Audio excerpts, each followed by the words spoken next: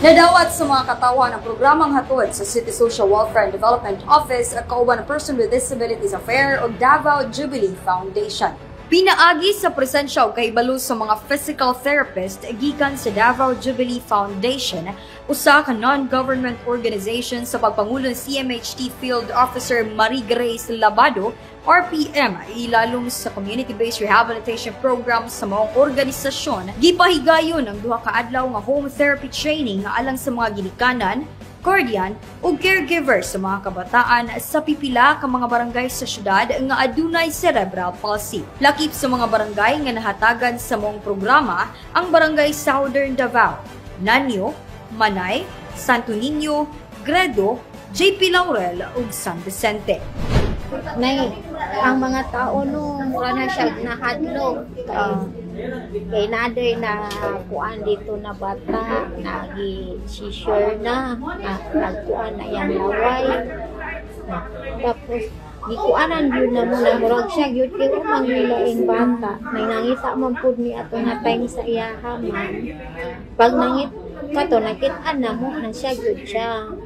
Ang kuan yun siya ato, simdo, nagtabang isara yun ka buo, idapli niya sa kanang walay mo agi-agi na tao.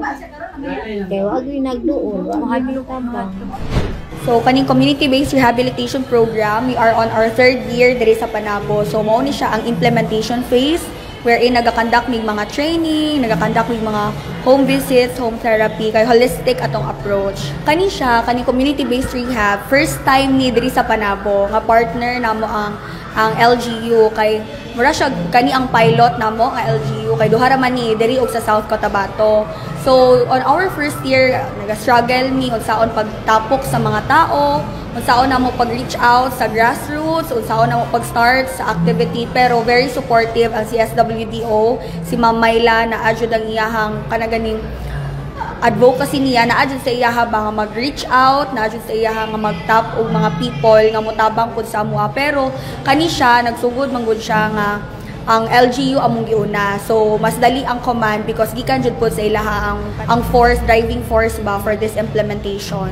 So before mi nag-conduct diri sa communities, niagi sa jud ni sa LGU. Ang cerebral palsy, usa ka sakit di na dunay injury ang parte sa utok sa bata nga dunay dili maayong epekto sama sa paglihok sa lawas, pagtubo ug paglambo sa speech and control sa bata siyang lawas ug uban pa. Gipasabot usab sa mong programa nga ang cerebral palsy dili makatakod sa bisan og kinsang tawo nga moduol sa apektado. Usa ka kahibalo nga gikinahanglan sa matag usa. Alang sa mga apektado sa maong sakit, dili lalim ang nasinati sa uban niini.